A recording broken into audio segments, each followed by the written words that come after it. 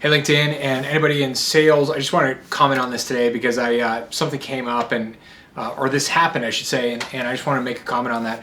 When you're selling and you're at the closing stage, there's a difference, right? There's selling, but then at some point you're closing, right? So the sales persona, the sales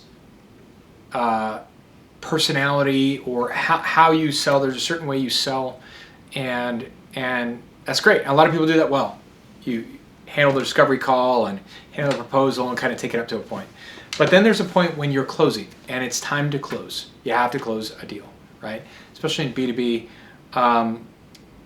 And it's a different gear a little bit. You're still, obviously, you're still the same person, but there's a bit of a different gear. And at that stage, when you're calling a customer, if you can't think of these questions on the fly, you need to write them down. But you need to be asking questions related to actually concluding the cycle, because that's actually what the customer needs. The customer actually needs the thing that you're selling, and it needs to move over to close. In this period, this thing can take longer than it needs to because of the buyer, because of you, because of not handling, whatever.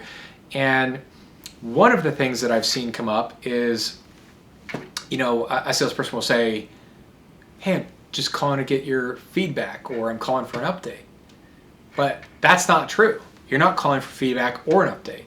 You're calling to get a signature. You're calling to get the contract signed, or the thing signed off, or the letter of intent signed. You're calling to close the deal. You're trying to get it done.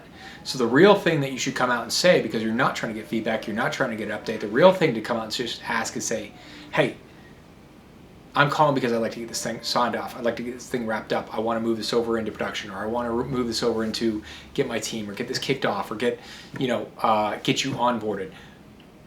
What do you need to see? Are you happy with this? Do you want to do this? Do you want to move forward? Do you not like it? Is it terms? Do we have to?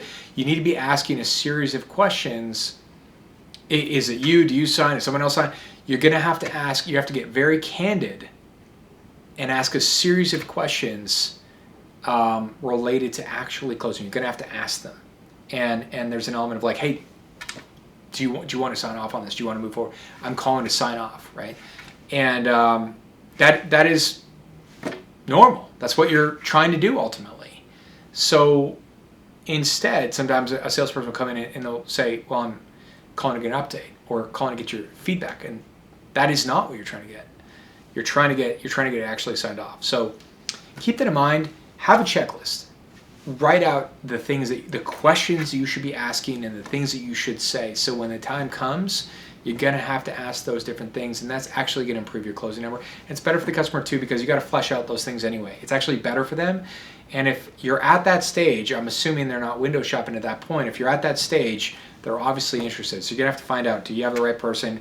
Is it the right terms? Are they happy with it? Do they want to move forward? If they don't want to move forward, why don't they want to move forward? You're going to have to find out all these different things, and then from there you can wrap it up and close the deal. Just don't call people and ask, just calling to get your feedback or whatever, because then the buyer's going to have to lead it and take you there, and you're really not doing the thing that you should be doing. But you do have to switch gears from sales over to closing.